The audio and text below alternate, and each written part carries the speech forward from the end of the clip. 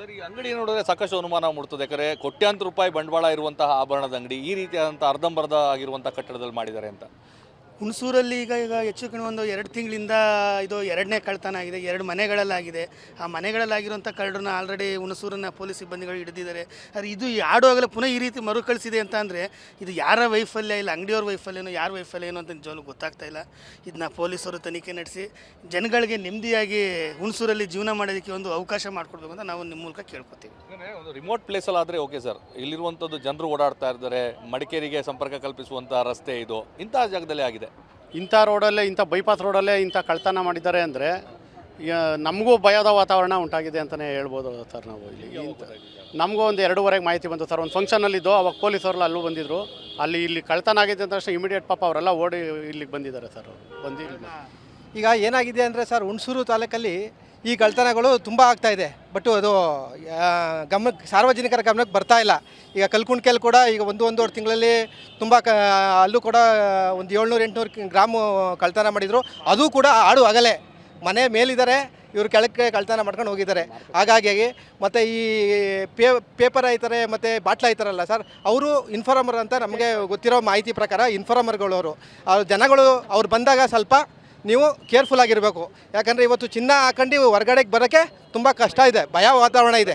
ಕಳ್ತನ ಇವೆಲ್ಲವೂ ಸಹ ಯಾರೋ ಊರಲ್ಲಿ ಇಲ್ಲದ ಸಂದರ್ಭದಲ್ಲಿ ಮನೆ ಬೀಗ ಹೊಡೆದು ಅಂಗಡಿಗಳನ್ನು ಮೀಟಿ ಮಾಡ್ತಾ ಇದ್ರು. ಈಗ ನೋಡಿದ್ರೆ ಅಂಗಡಿಲಿ ಇದ್ದಂಥ ಸಂದರ್ಭದಲ್ಲೇ ಮಾಡಿರುವಂಥದ್ದು ಸರ್. ಮೇಗ್ಲು ಮನೇಲಿ ಇದ್ದರೆ ಕೆಳಗ್ಲು ಮನೇಲಿ ಕಳ್ತನ ಮಾಡ್ತಾ ಇದ್ದಾರೆ ಸರ್. ಆ ಥರ ಪರಿಸ್ಥಿತಿ ಬಂದಿದೆ.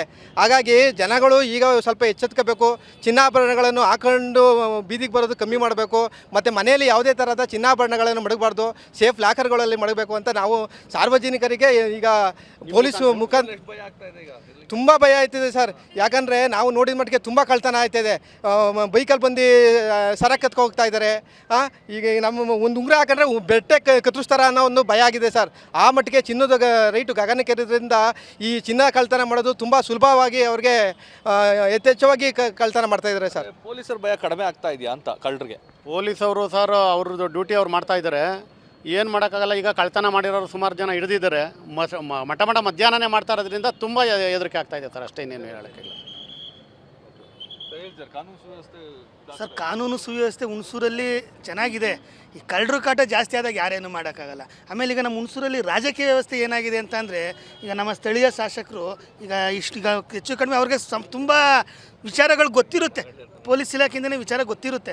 ಆದರೂ ಅವರು ಯಾವುದೇ ರೀತಿಯ ಒಂದು ಪೊಲೀಸವ್ರನ್ನ ಕರೆಸಿ ಮಾತಾಡೋದಾಗಲಿ ಒಂದು ಇದು ಮಾಡೋದಾಗಲಿ ಮಾಡ್ತಾಯಿಲ್ಲ.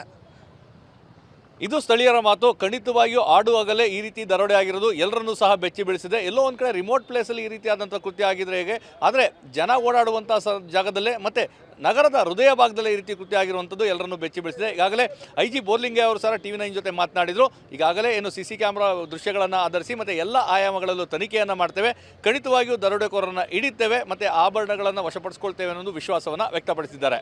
ಕ್ಯಾಮ್ರಾ ಪರ್ಸನ್ ಪ್ರಮೋದ್ ಜೊತೆ ರಾಮ್, TV9 ಮೈಸೂರು.